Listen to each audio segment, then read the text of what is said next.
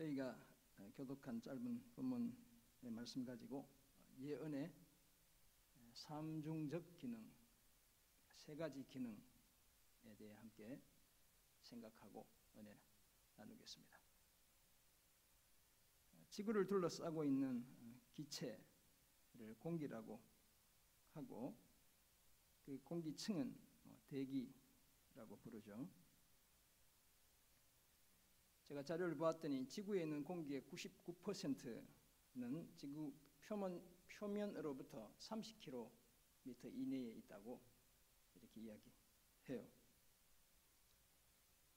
그러니까 설교 준비하면서 참 신기했습니다. 이 공기를 통해 이 지구가 보호를 받고 있다는 게 이게 참 하나님이 지으신 창조의 신비인 것이죠. 이 공기가 다 도망가지 않고 우주로 이 속에 갇혀 있다는 것, 이것도 얼마나 큰 신비인지 모르겠어요. 공기가 있어야 지구의 생물들은 생존이 가능합니다.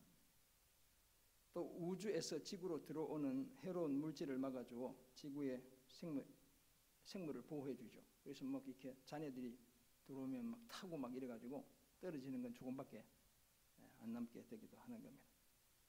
비나 눈이 내리게 하고 바람이 불게 합니다.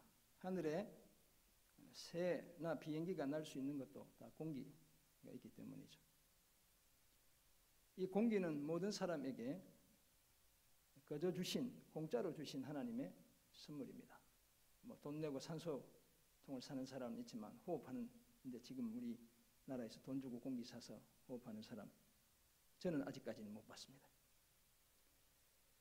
만약 공기가 없다면 동물이나 식물의 생존 자체가 불가능하겠죠.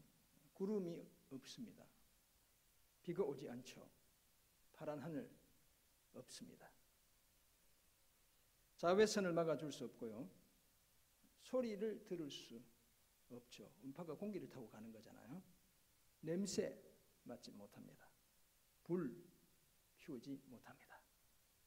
이런 공기는 과학 시간으로 돌아가 보면 질소 78%, 산소 약 21%, 아르곤 0.93%, 그다음에 이산화 탄소 요즘 뭐 0.03 또는 0.04라고 이야기하고요.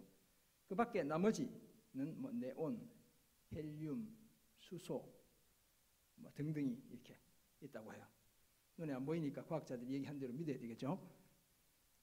이 중에 동물이나 인간의 호흡에 반드시 필요한 요소가 뭘까요?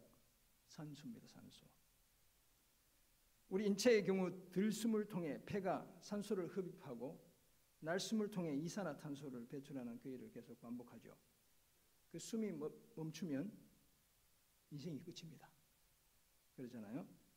이처럼 공기 요소 중 산소는 생명과 직결되고 있죠. 혈중 산소 농도를 가리키는 산소 포화도의 경우 정상인은 95에서 100을 유지한대요. 저희 손주가 82였으니까 저희들이 미국 갔을 때 얘가 살아있는 게 기적이잖아요. 건강한 몸을 유지하기 위해서는 좋은 피가 인체 내에서 왕성하게 돌아가야 하고 그 혈액 안에 산소가 가득해야 하는 겁니다. 그래서 산소 같은 여자 뭐 이런 카피 있었죠, 광고. 네, 누구라고는 얘기하지 않겠어요. 산소 포화도가 높으면 기운이 쏟고 면역력이 높아진대요. 그 반대로 산소 포화도가 낮으면 정화 능력이 저하되어 몸 안에 독성이 쌓이고 그래서 각종 질병에 노출될 가능성이 높다고 말합니다. 그런데 우리의 영적 은사들 중에도 이런 산소와 같은 역할을 하는 은사가 있습니다.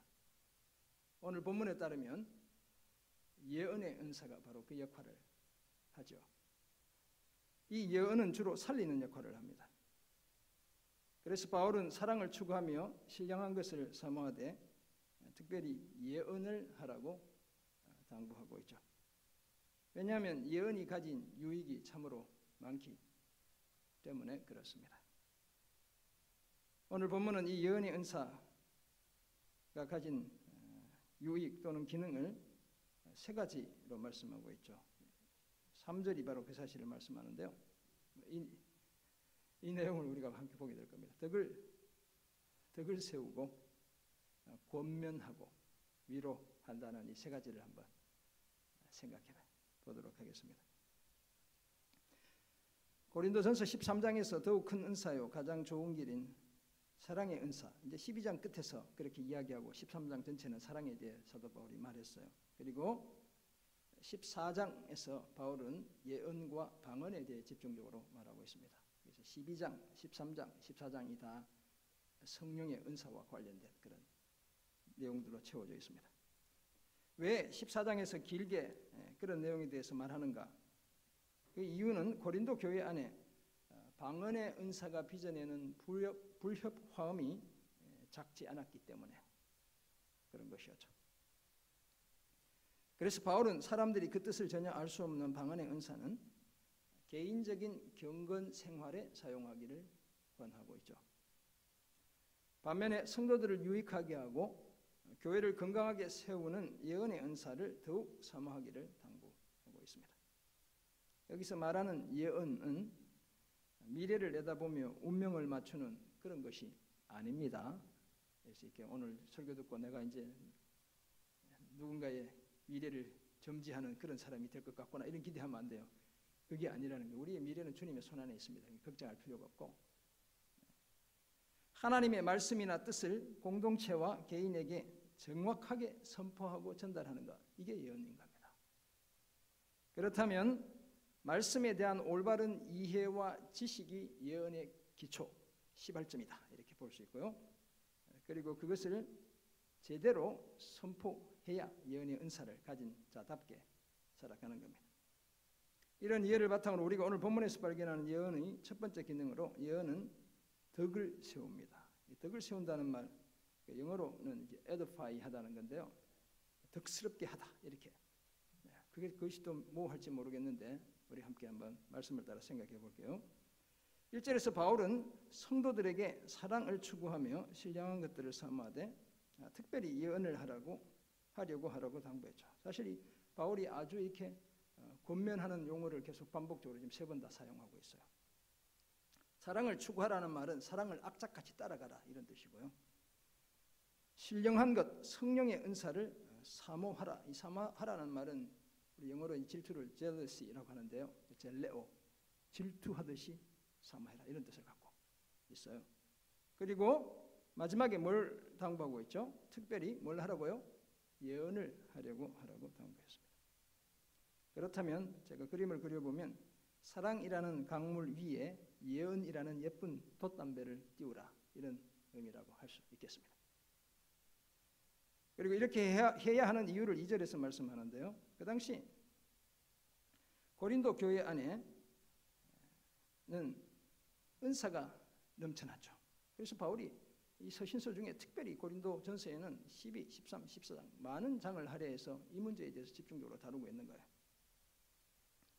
그 중에도 방언의 은사를 받은 사람들이 많았고 예배 시간에 방언으로 기도하는 사람들이 적지 않았습니다.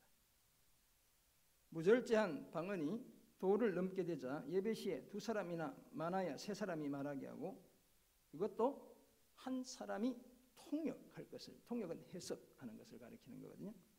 해석할 것을 요청했죠. 우리가 새벽 기도 시간에도 우리가 우리말로 기도하거나 조용히 기도하는데 방언하는 사람이 와서 혼자 막 이렇게 하면 빨리 집에 가고 싶어. 기도가 집중이 안 돼서. 근데 하물며 공적 예배에서 방언으로 막 기도하면 도대체 그 기도하는 시간 동안 못 알아듣는 대부분이 못 알아듣죠. 이상한 시간이 되고 마는 거예요. 그래서 통역, 해석을 할 수 있을 때만 하라고 이야기하죠. 만약 통역하는 사람이 없으면 교회에서 입 다물고 조용히 있으라고, 잠잠하라고 말했습니다. 알아듣지 못하는 말로 하는 그 방언을 공적 예배에서 금지시켰다. 이렇게 볼 수 있습니다. 이 방언을 말하는 자는 사람에게 하지 아니하고 하나님께 하는 것이어서 알아듣는 자가 없습니다. 영으로 비밀을 말하는 것이다 라고 말씀하고 있죠. 방언을 은사로 받아보신 분들은 알아요. 처음엔 내가 무슨 말을 하는지 내가 몰라요. 그런 경험 다 하셨죠.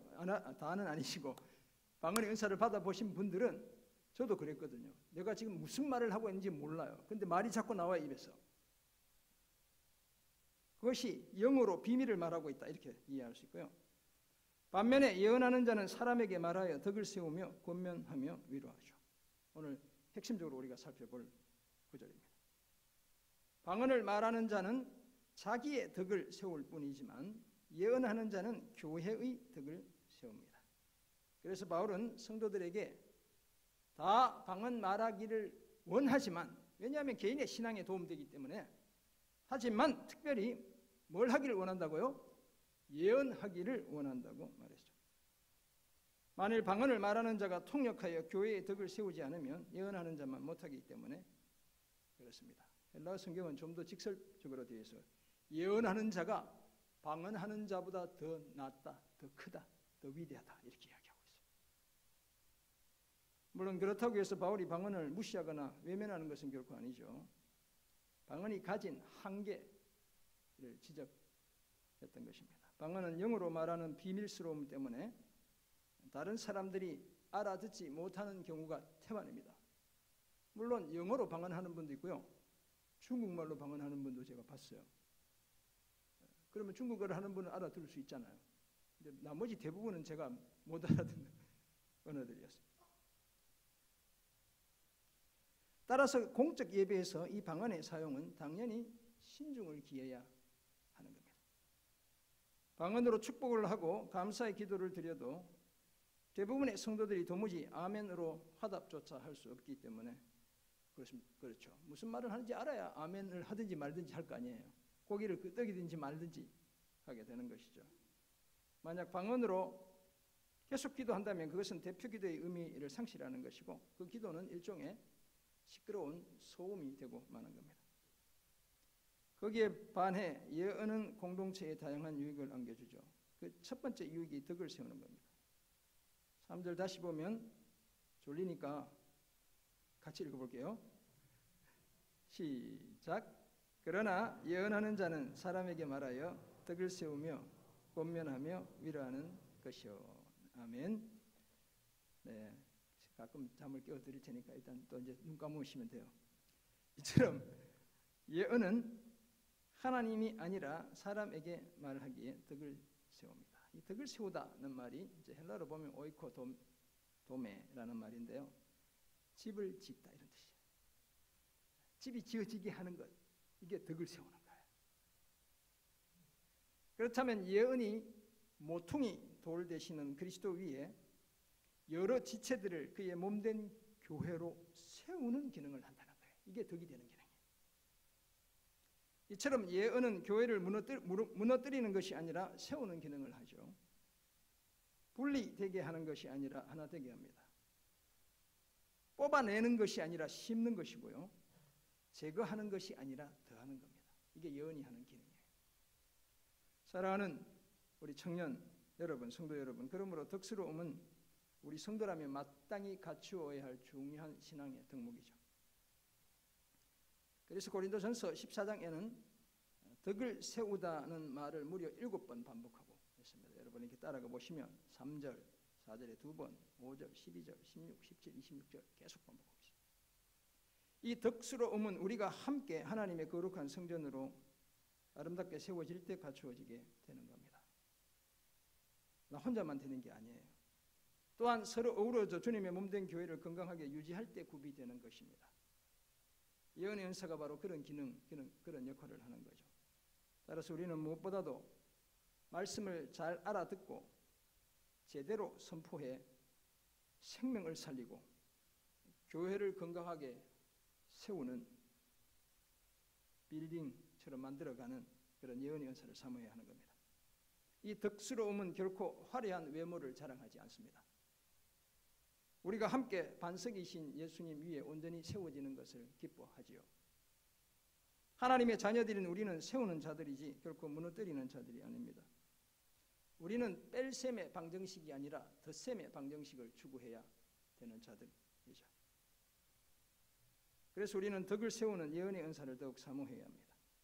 예언의 은사를 더욱 사모해 교회의 덕을 세우는 그런 우리 모두가 되기를 주님의 이름으로 축원합니다. 아멘. 네. 밥 먹고 2시에 예배 드리니까 힘드시죠? 기지개 한번 펴볼까? 기지개. 네. 나 한번. 네. 오케이. 네, 청년들도 이게 잠을 깨우면 안 되는데, 네, 이게 네, 설교제 아쉬움 때문에 네, 죄송합니다. 오늘 본문에서 발견한 두 번째 사실인데요. 예언은 권면합니다. 영어로 하면 앞에 이제 덕을 세우다 edification이고요. 권면은 우리 청년들이 있으니까 exhortation, encouragement 이런 단어로 번역될 수 있어요. 성경에서 방언은 헬라어로 글로사라고 하는데요. 사전적으로는 우리의 혀, 언어 또는 말씨를 가리켜요. 그렇다면 각 나라 또는 각 민족이 쓰던 언어가 다 하나의 방언이다 이렇게 볼 수 있죠.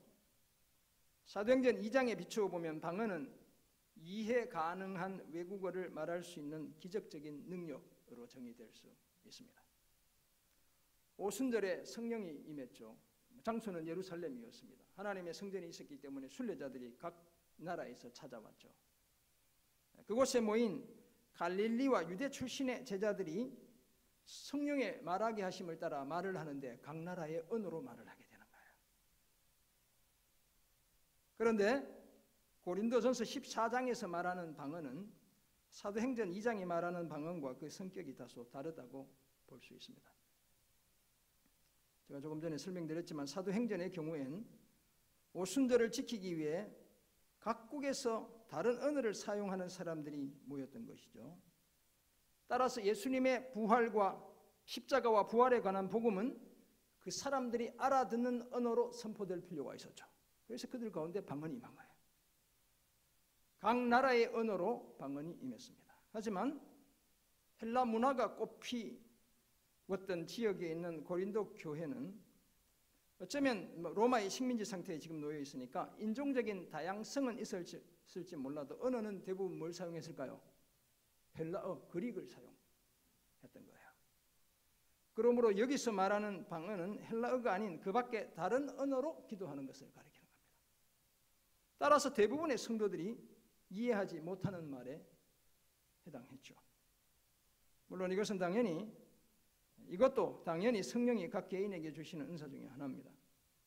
따라서 우리는 그것을 감사히 여기고 개인적인 유익을 위해 잘 사용해야 합니다. 그러나 예배 중에 통역이 없는, 해석이 없는, 번역되지 않는 무절제한 방언하지 말라고 말하는 것 바울의 권면입니다. 교회 안에 무절제한 방언의 폐해, 예배를 망치죠. 사실 적지 않았기 때문입니다. 그래서 사도 바울이 심지어 다 하나님 주신 은사인데 방언보다 예언이 더 큰 은사다라고까지 말하는 겁니다. 이런 배경에서 바울은 사랑을 추구하며 신령한 것을 사모하되 특별히 예언을 하라고 당부했죠. 그리고 그 예언이 가진 두 번째 기능이 3절에 담겨 있죠. 그러나 예언하는 자는 사람에게 말하여 덕을 세우고, 두 번째 뭐라고 말씀합니까? 권면하며. 여기서 말하는 권면은 위로, 격려, 훈계 등을 가리킵니다. 헬라어로 보면 파라칼레시스인데요. 보혜사, 성령을 일컬을 때 파라칼레토스라고 하잖아요. 거의 말이 같아요. 어원적으로는 옆에서 말하다는 뜻을 가지고 있는데요. 격려하는 말, 위로하는 말일 수도 있고요. 아니면 훈계나 교훈을 가리킬 수도 있겠습니다. 그렇다면 공동체 안에서 복음 선포를 통해 영적 혼란에 빠져 있는 지체들에게 진리의 빛을 비춰주는 것이 일종의 권면인 겁니다. 복음의 진리를 제대로 깨닫지 못하는 지체들에게 그리스도의 십자가로 말미암는 구원의 진리를 분명하게 증거하는 것이 권면이죠. 하나님의 자녀로서의 신분을 확신하지 못하는 지체들에게 오직 믿음으로 하나님의 아들과 딸이 되었다는 사실을 확실히 말해주는 것, 이게 권면인 겁니다. 힘들고 지친 지체들에게 마음 깊은 곳에서 우러난 따뜻한 위로와 격려의 말을 전해주는 것, 이것이 권면이죠. 외로운 지체들 옆에 머물며 그들의 말을 경청하며 공감하고 동의하는 말을 보태는 것, 이것이 바로 권면입니다. 사랑하는 성도 여러분, 예언은 이런 순기능적 역할을 하게 되죠. 덕을 세울 뿐만 아니라 권면합니다. 성도로서 우리가 이런 권면을 제대로 하기 위해서는 사랑의 마음으로 예언을 사모하고 그것을 은사로 받아야 가능합니다. 그렇다면 당연히 그리스도의 복음 제대로 알아야 하는 겁니다. 우리를 죄와 사망에서 구원하기 위한 예수님의 죽음과 부활이 역사적 사실이며 그것이 전적으로 하나님의 사랑에서 비롯되었다는 사실을 똑바로 알아야 하죠. 우리는 더 이상 죄와 사망의 종이 아니라 영생을 얻은 하나님의 자녀라는 사실도 제대로 알아야 합니다. 그래야 이런 믿음과 확신 속에서 다른 지체들을 권면할 수 있게 되는 겁니다. 그러므로 예언의 은사를 사모하는 우리는 말씀으로 잘 훈련될 필요가 있습니다. 다른 사람을 권면하기 전에 내가 먼저 말씀을 통해 권면을 받아야 하기 때문인 겁니다. 그래야 예언의 은사로 지체들을 제대로 권면하며 섬길 수 있게 되는 겁니다. 이런 복된 삶을 힘써 우리 교회를 더욱 아름다운 신앙 공동체로 함께 세우는 우리 모두가 되기를 주님의 이름으로 축원합니다. 아멘. 오늘 본문에서 발견한 마지막 사실입니다. 예언의 기능 세 번째인데요. 예언은 위로합니다. comfort하다 또는 consolation 이렇게 번역할 수 있겠어요. 오늘 본문에서 사도 바울은 방언의 절제된 사용을 말하는 반면에 예언에 대해서는 적극적인 사용을 권장하죠. 방언을 말하는 자는 영으로 비밀스러운 이야기를 하기 때문에 대부분의 사람들이 무엇을 말하는지 알아듣지 못합니다. 저도 크면서 제 스스로 하는 방언은 어느 정도 이해하고 말했지만 딴 분들이 하는 방언은 하나도 이해되는 게 없었어요. 통역의 은사가 없는 거죠. 반면에 예언하는 자는 모든 사람이 알아듣는 말로 하나님의 뜻을 선포하기에 누구나 다 알아들을 수 있죠. 그렇다면 공동체에 어떤 은사가 더 큰 유익을 끼치는지는 자명한 것입니다. 하지만 우리는 여기서도 예언을 지나치게 개인화시키는 것에 주의해야 합니다. 그것은 누가 하는 짓이에요? 점쟁이들이 하는 짓입니다.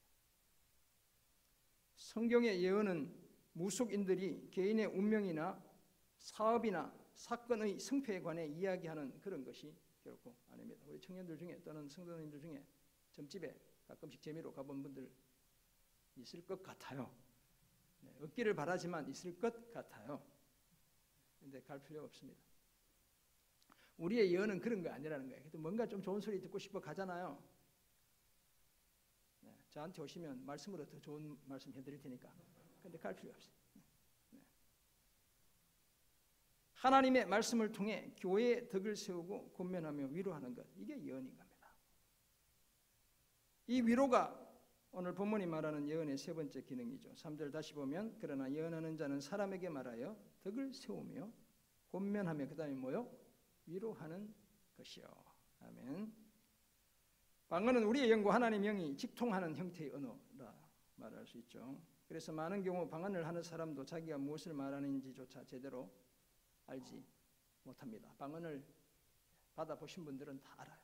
나 갑자기 몸이 뒤틀리고 혀가 꼬이고 근데 무슨 말을 하는지 나도 몰라. 그러다가 또 열심히 또 기도하다 보면 찬송도 할 수 있게 되고 내가 원하는 걸 고백할 수 있게 되고 이렇게 다 이제 성장의 과정을 겪어 가는 거예요. 그런데 교회에서의 대표 기도는 누구나 다 알아들을 수 있는 말로 해야 되는 것이죠. 막 은사 받았다고 와서 방언으로 막 기도하면 저분이 지금 무슨 소리 하나 이렇게 생각할 수밖에 없죠. 그렇지 않고 굳이 방언으로 꼭 해야 되는 일이 있다면 통역을 세우라는 거예요. 해석하는 사람을 세워 교회에 덕이 되게 해야죠. 하지만 예언은 명백히 알아들을 수 있는 말을 사용하기에 많은 순기능을 가지고 있고요. 그 중에 하나가 바로 위로하는 겁니다. 여기서 위로는 헬라어로 파란마티아라고 하는데요. 어원적으로는 귀에 대고 속삭이다 이런 뜻을 갖고 있어요. 그렇다면 대포를 쏘듯이 쾅쾅 이러면서 하는 말 또는 탱크가 막 우르릉쾅쾅 지나가듯이 큰 소리로 외치면 진정한 위로가 될 수 없죠. 아무리 좋은 말도 다정다감하게 해야 듣는 상대방이 진정한 위로로 받아들이게 되어 있습니다. 그래서 지혜자는 경우에 합당한 말이 바로 새긴 은쟁반의 금사가다 이렇게 말한 겁니다. 성경에 이런 참 아름다운 언어들이 포함되어 있어요. 하는 말마다 누군가를 정죄하고 판단하고 좌절시키고 낙심시키고 험담하고 이간질한다면 그런 사람은 아직 예언의 은사를 받지 못한 사람입니다. 누군가 자꾸 와서 막 남의 뒷이야기 자꾸 하는 사람, 예언의 은사가 부족한 사람들이 너무 귀담아 들을 필요 없습니다. 다음에 얘기하자고 하면 돼요. 그런 분들은 예언의 은사를 받은 사람은 하나님의 말씀을 통해 환난과 고통 중에 있는 지체들에게 용기와 희망을 가슴 가득 안겨주게 되어 있죠. 사랑하는 성도 여러분, 그렇다면 누가 이런 예언을 할 수 있는 사람들일까요? 종교개혁 시대는 주로 설교자들이 이런 역할을 한다고 생각했어요. 훈련된 목회자들이 하나님의 말씀을 청중들에게 제대로 전달할 때에 덕을 세우고 권면하는 것을 넘어 위로하는 역사들이 일어나기 때문이죠. 그러나 이 예언의 은사를 목회자의 은사로만 한정하는 것은 성경이 말하고 있는 내용과 다소 거리가 있는 겁니다. 오늘 사도 바울이 지금 목회자들에게 이 얘기하는 게 아니잖아요. 성도들에게 하고 있잖아요. 말씀에 대한 깊은 이해와 지식을 바탕으로 교회의 질서에 따라 누구라도 말씀으로 지체들을 위로할 수 있죠. 저는 우리 교회 안에서도 이런 위로가, 말씀에 근거한 위로가 가득하기를 진심으로 원합니다. 예언의 은사를 사모하고 진리의 말씀에 정통한 많은 성도들이 일어나 공동체의 덕을 세우고 서로 격려하며 위로하는 그런 일이 계속되기를 바랍니다. 사랑을 추구하며 신령한 예언의 은사를 사모해 우리 교회를 위로가 풍성한 공동체로 함께 세우는 그런 우리 모두가 되기를 주님의 이름으로 축원합니다. 아멘. 그러려면 말씀을 깊이 묵상하고 깨닫고 내 삶에 적용하는 사람이 되어야 돼요. 그렇다면 공기 중에 산소와도 같은 예언이 덕을 세우고 권면하고 위로한다는 사실을 알게 된 우리는 이제 어떻게 살아야 할까요? 첫째는 신령한 것 사모해야 합니다. 오늘 본문의 배경인 고린도 교회는 바울이 전하는 복음을 듣고 세워진 이방인 중심의 교회였죠. 이 교회에 하나님께서 성령을 통해 풍성한 은사를 부어주셨고 이후에도 복음의 현장에서 성령의 특별한 은사는 중단되지 않았습니다. 그리고 그것이 개인의 회심과 교회의 부흥에 큰 기여를 하기도 했죠. 그러므로 지나친 은사주의와 함께 과도한 그 정반대는 은사 중단주의입니다. 과도한 은사 중단주의 또한 경계해야 되는 겁니다. 그래서 미국 남침내교회 제가 말씀드렸죠. 선교사 파송할 때 방언하지 않기를 서약해야 돼요. 그건 지나치게 우리 제도가 하나님의 은사를 제한하는 거예요. 성령의 역사가 인간의 제도를 제한하면 안 되죠. 그러면 우리는 신령한 것, 곧 성령의 은사를 늘 사모해야 합니다. 그것도 사랑이라는 바탕 위에서 그렇게 해야 하죠. 그런 은사를 통해 내 신앙을 더욱 견고하게 세워야 하고요. 공동체의 덕을 세우는 일에 기꺼이 헌신해야 합니다. 이런 목적으로 신령한 것 사모하는 우리 모두가 되기를 주님의 이름으로 부탁드립니다. 아멘. 둘째는 교회의 덕을 세워야 합니다. 방언의 은사와 예언의 은사의 가장 큰 차이점은 은사를 누리는 주체가 누군가에 있죠. 방언은 은사를 가진 나의 덕을 세우는 반면에 내 집을 짓는 반면에 예언은 교회를 세우는 역할을 하는 거예요. 이것은 사실 우리가 늘 염두에 두어야 할 신앙의 지향성과 관련되어 있습니다. 이 시대는 지나친 개인주의, 소비지상주의에 젖어 있어서 이런 말들이 사실 귀에 잘 안 들어와요. 그런데 성경은 그런 거 얘기하지 않죠. 내 집을 짓는 것이 아니라 하나님의 집이 지어져야 한다고 말씀하는 거예요. 우리는 자신의 유익을 넘어 교회의 덕을 세우는 일에 더욱 진력해야 합니다. 그래서 되기 위해 부름받은 겁니다. 바울은 고린도전서 12장 7절에서 각 사람에게 성령을 나타내심은 유익하게 하려 하심이라 라고 말한 바 있죠. 유익하게 하다는 말이 제가 뭐라고 말씀드렸습니까? 함께 모으다, 돕다 는 뜻을 갖고 있어요. 그렇다면 공동체를 하나 되게 하고 서로 돕는 일을 하도록 각 사람에게 하나님이 은사를 주신 거예요. 그 말이 오늘 본문에서는 덕을 세운다는 말로 대체되고 있는 겁니다. 교회가 그리스도의 몸으로 온전히 세워지는 그 일을 위해 은사를 사모하고 사용해야 되겠습니다.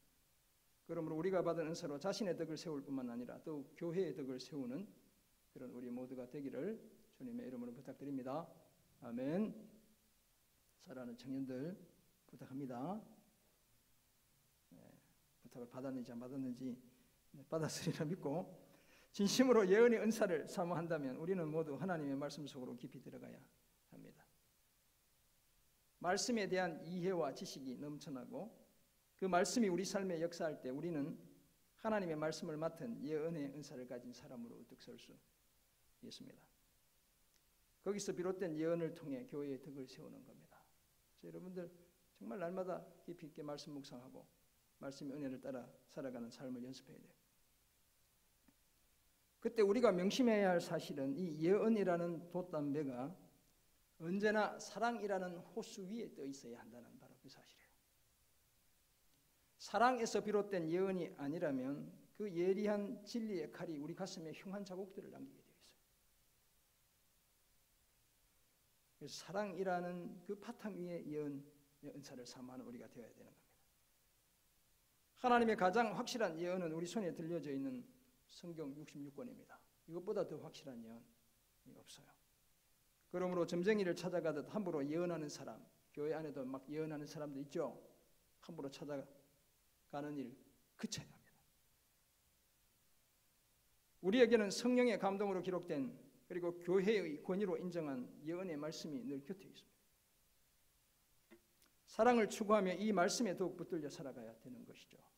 재미로 점쟁이 찾아가는 거 그쳐야 돼요. 큰일 납니다. 이 말씀에 붙들려 살아가는 삶이 가장 안전하고 확실하고 덕을 세우게 되어 있죠. 사랑하는 성도 여러분, 청년 여러분, 우리는 모두 이 시대의 진정한 예언자가 되어야 합니다. 우리가 프로핏과 같은 역할을 해야 한다는 거예요. 시대를 향해 복음 가지고. 그리고 그 예언은 반드시 성경에 근거해야 합니다. 우리가 개인적으로 경험하는 특별한 계시는 반드시 말씀에 비추어 재해석되어야 하고요. 꿈도 꿀 수 있죠. 음성을 들을 수도 있잖아요. 그것은 객관적인 주어진 말씀의 거울에 비추어 재해석되어야 되는 거예요. 다양한 통로를 통해 하나님의 음성을 듣는 것 축복입니다. 그러나 그것이 참된 예언이 되기 위해서는 반드시 말씀을 통해 검증되어져야 하는 것이죠. 덕을 세우며 권면하고 위로하는 예언자로 하나님이 우리를 부르고 있죠. 그러므로 우리는 사랑을 추구하며 신령한 것을 더욱 사모하되 특별히 예언을 하려고 해야 합니다. 그리고 그 예언의 은사로 교회의 덕을 세우는 그런 우리가 되어야 합니다. 이런 삶을 통해 우리 교회를 하나님이 기뻐하시는 복된 신앙 공동체로 함께 세우는 우리 청년들, 우리 성도님들 되시기를 주님의 이름으로 축원합니다. 아멘. 기도하겠습니다. 하나님 아버지, 우리 모두는 사랑을 추구하며 또 신령한 것들을 사모하되 특별히 예언을 힘쓰는 그런 저희들 되게 도와주시고 이 예언을 통해 덕을 세우고 권면하며 위로하는 삶을 힘써 우리 교회를 하나님이 기뻐하시는 복된 신앙 공동체로 함께 세우는 그런 저희 모두 되게 은혜 더해 주옵소서. 감사드리며 예수님의 이름으로 기도드립니다. 아멘.